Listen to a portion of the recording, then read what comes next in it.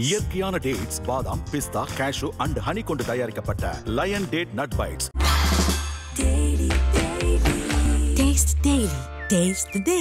ஸ்ரீ கந்தவிலாஸ் விபூதி குங்குமம் மற்றும் ஸ்பெஷல் பஞ்சாமிர்தம் சிவப்பு சிறப்பு.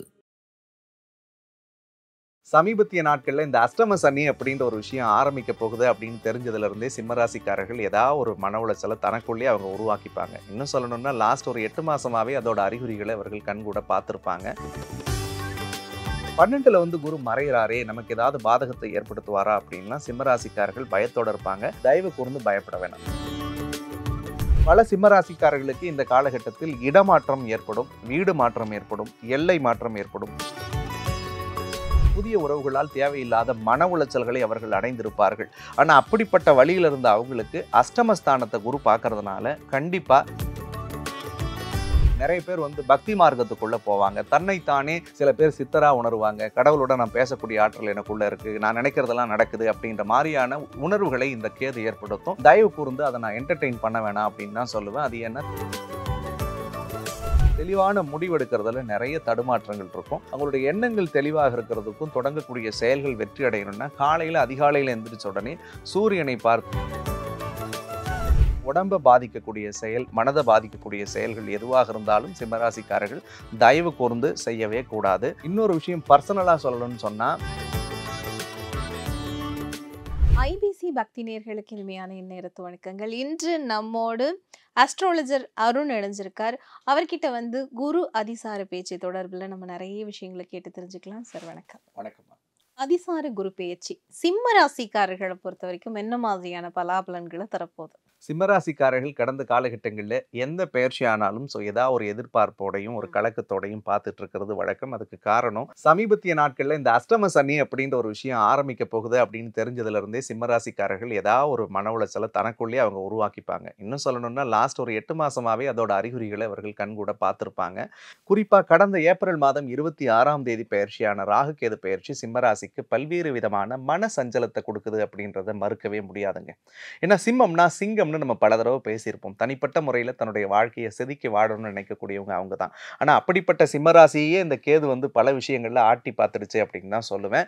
ஸோ தெளிவில்லாத ஒரு மனநிலை, தெளிவான முடிவுகளை எடுக்க முடியாத ஒரு சூழல், தேவையற்ற மன உளைச்சல், மனக்குழப்பங்களை தனக்குள்ளே ஏற்படுத்தினாலும் சரிதான் யாராவது ஒருத்தவர்களால் இவர்களுக்குள்ளே ஏற்படுத்திட்டே இருந்துட்டு இருந்தாங்க. ஸோ அப்படி இருக்கக்கூடிய காலகட்டங்களில் ஏதாவது ஒரு ரூபத்தில் நமக்கு ஒரு நிம்மதி கிடைச்சிடாதா அப்படின்னு நினைக்கும் போது தான் இந்த அதிசார குரு பெயர்ச்சி சிம்மராசிக்கு ஒரு அருமருந்தா வருது அப்படின்னே சொல்லலாம். ஸோ குரு பகவான் ஏற்கனவே லாபத்தில் இருந்தாலும் பெரிய அளவில் இவங்களுக்கு பலன் கொடுக்கல அப்படின்றது தான் நிதர்சனமான உண்மை. 12ல் குரு மறைகிறாரே, நமக்கு ஏதாவது பாதகத்தை ஏற்படுத்துவாரா அப்படின்லாம் சிம்மராசிக்காரர்கள் பயத்தோட இருப்பாங்க. தயவு கூர்ந்து பயப்பட வேணாம். அதுக்கு முதல் காரணம், குரு பகவான் பார்க்கக்கூடிய இடங்கள் சிம்மராசிக்கு மிக அற்புதமான இடத்தை பார்க்குறாருங்க. முதல் பார்வையா 4ஆம் இடம் சொல்லக்கூடிய சுகஸ்தானத்தையும் தொழில் ஸ்தானத்தையும் தாய் மனை வீடு வாகன ஸ்தானத்தையும் பார்க்குறார். இந்த காலகட்டம் சிம்மராசிக்காரர்களுக்கு ஒரு புதிய வீடு கட்டுறதுக்கான வாய்ப்போ புதிய வீடு வாங்குறதுக்குரிய வாய்ப்போ நிச்சயமாக அமையக்கூடிய சூழலை ஏற்படுத்த போகிறது.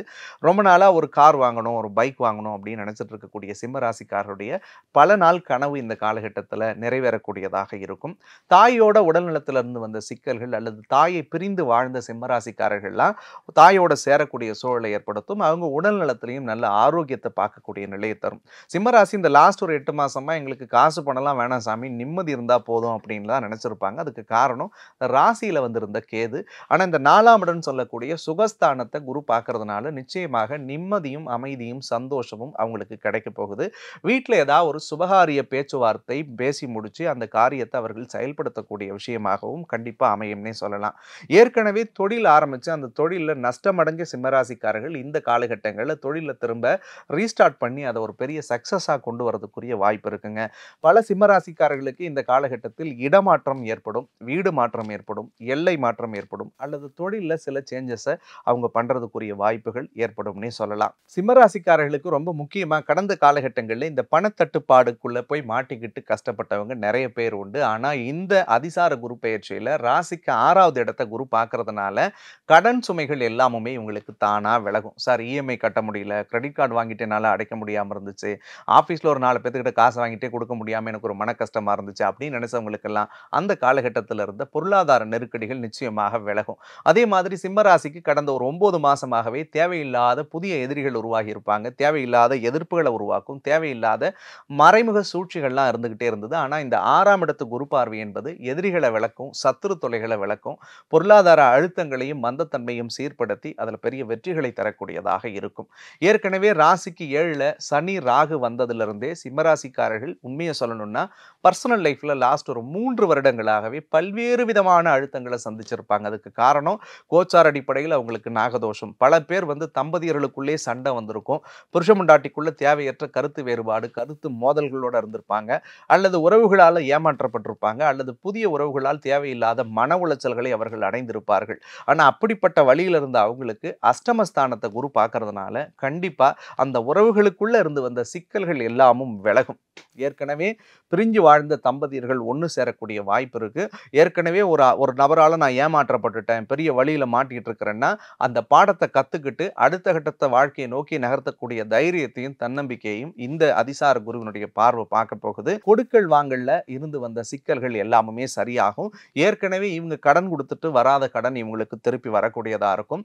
ஒரு கேஸ் நமக்கு நடந்துட்டு இருக்குது, அதுல கோர்ட்ல சில விஷயங்கள் நமக்கு ரொம்ப நாளா இழுத்துக்கிட்டே இருக்கு, இது ஏதாவது நமக்கு ஒரு சாதக பலன் பெற்று தருமானா நிச்சயமாக அவர்களுக்கு அதில் ஒரு பெரிய நல்ல தீர்ப்பு வர்றதுக்குரிய வாய்ப்பை கடவுள் கொடுக்க போறாரு.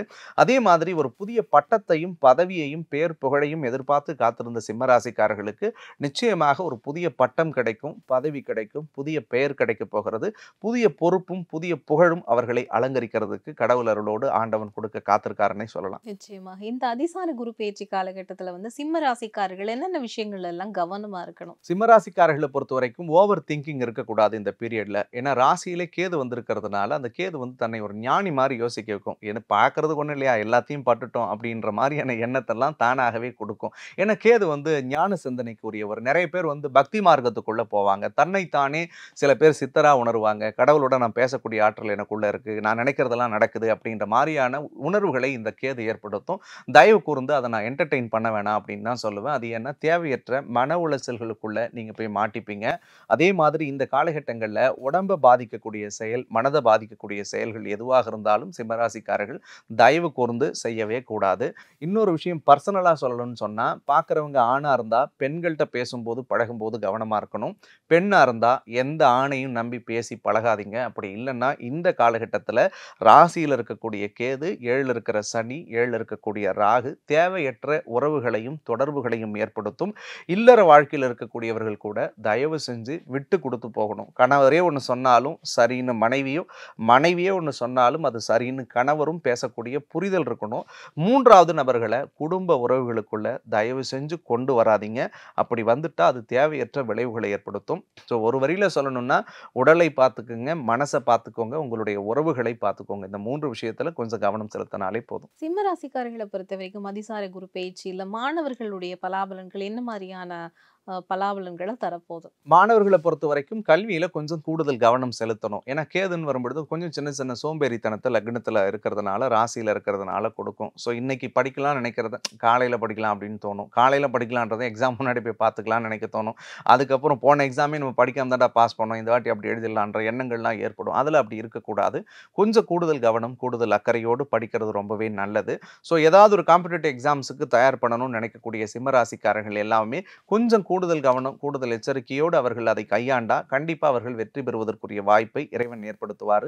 சிம்ம ராசியில பல பேருடைய வெளிநாட்டுக்கு போய் படிக்கணும்னு சொல்லக்கூடிய கனவுகள் நனவாகும். ஏன்னா 12வது இடத்துல அந்த குரு உச்சம் அடைகிறதுனால தூரதேச பிரயாணம், கடல் கடந்து வாணிபம், வெளிநாடு சம்பந்தமான யோகங்கள் எல்லாம் அவர்களுக்கு பெரிய நற்காரிய பலன்களை தரக்கூடியதாகவே இருக்கு. சிம்ம ராசி பெண்களை பொறுத்த வரைக்கும் இந்த அதிசார குரு பேச்சு காலம் எப்படி அமைய போகுது? சிம்மராசிக்கார பெண்களுக்கு இந்த அதிசார குரு பெயர்ச்சி நிச்சயமா பெரிய ஒரு நல்ல பலன்களை தரக்கூடியதாக இருக்கு. அதுக்கு காரணம் 4, 6, 8 குரு பார்க்கறதுனால தொழில் சார்ந்த விஷயம், பொருளாதார முன்னேற்றம், இல்லற வாழ்க்கையில் இருக்கக்கூடிய சிக்கல்கள், குறிப்பா நிறைய பெண்கள் இந்த பீரியட்ல இண்டிபெண்டா பல வேலைகளை செய்யறதுக்குரிய காலமாக இருக்கும். லாஸ்ட் ஒரு 3 வருஷமா சிம்மராசி பெண்கள் கொஞ்சம் டிபெண்டாவே இருந்திருப்பாங்க. அவங்க எதை எஃபோர்ட் எடுத்திருந்தாலும் பெருசா அது சக்சஸ் ஆகியிருக்காது. யாராவது ஒரு சார்ந்து இயங்கக்கூடிய நிலைகள்ல தான் வாழ்ந்துட்டு இருந்தாங்க. ஆனா இந்த பீரியட் வரக்கூடிய காலம் அவங்களுக்கு ஒரு புது தன்னம்பிக்கையை கொடுக்கும், தைரியத்தை கொடுக்கும், புதிய தெளிவு கொடுக்கும். ஒரு வரியில சொல்லணும்னா, படுறதுக்கு ஒன்றும் இல்லை, பார்க்கறதுக்கு ஒன்றும் இல்லை, எல்லாத்தையும் பட்டாச்சு. அந்த பட்ட அனுபவத்திலிருந்து அவர்கள் பெரிய அளவில் வெற்றி நடைபோடக்கூடிய சூழல்களை ஏற்படுத்தக்கூடியதாக இருக்கும். தொழில் தொடங்கணும்னு நினைக்கிற பெண்கள் தாராளமாக தொழில் தொடங்கலாம். தொழிலில் இருக்கக்கூடிய போட்டிகள் எல்லாம் தானாக காணாமல் போகும். ஒரு பெரிய தொழிலதிபராக வரக்கூடிய எல்லா அமைப்புகளும் சிம்மராசி பெண்களுக்கு இந்த காலத்தில் நிச்சயமான அமைப்பு உண்டு. இந்த குரு அதிசார பேச்சு காலத்துல சிம்ம ராசிக்காரர்களை பொறுத்த வரைக்கும் அவர்கள் சொல்லக்கூடிய ஆலயங்கள், செய்யக்கூடிய பரிகாரங்கள் அப்படின்னா என்ன?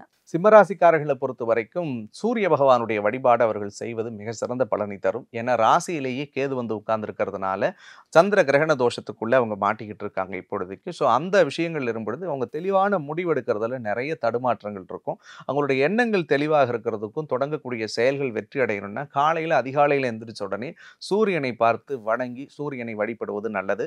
நேரம் கிடைக்கும் பொழுது ஞாயிற்றுக்கிழமை அன்னைக்கு ராகு கால வேளையில் பக்கத்தில் இருக்கக்கூடிய சிவபெருமான் கோவில் இருந்துச்சுன்னா அந்த கோவிலுக்கு போயிட்டு நவகிரகத்தில் இருக்கக்கூடிய கேது பகவானுக்கு அவர்களால் முடிந்த 2 அகல் தீபத்தை ஏற்றி வச்சு வழிபட்டு வந்தாலே போதும். அந்த கேதுவால உடலுக்கு வரக்கூடிய சிக்கல், மனதிற்கு வரக்கூடிய சிக்கல், உறவுகளுக்குள்ள ஏற்படக்கூடிய சிக்கல்ல இருந்து அவர்கள் மீண்டு வெற்றி பாதைக்கு நிச்சயம் செல்வார்கள். இந்த அதிசார குரு பயிற்சி அப்படிங்கிறது சிம்ம ராசிக்காரர்களை பொறுத்த வரைக்கும் எத்தனை % நன்மையான பலாபலன்களை கொடுக்க போகுது? சிம்மராசிக்காரர்களை பொறுத்த வரைக்கும் குரு பகவான் மறைஞ்சாலும் குரு பார்க்கக்கூடிய இடங்கள் அற்புதமான இடத்தை பார்க்கறதுனால நிச்சயமா 90% பலன்கள் வரைக்கும் அவர்களுக்கு நல்ல பலன்களைத்தான் இறைவன் கொடுக்க போறாங்க.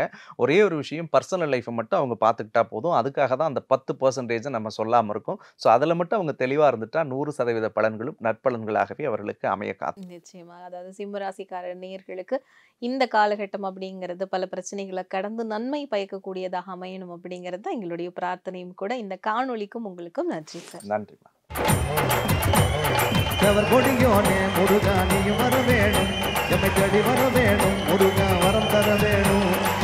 கொடியோனே முருகா நீயும் வர வேணும், எம்மை தேடி வர வேணும், முருகா வரம் தர வேணும். இயற்கையான டேட்ஸ், பாதாம், பிஸ்தா, கேஷு அண்ட் ஹனி கொண்டு தயாரிக்கப்பட்ட லயன் டேட் நட் பைட்ஸ்.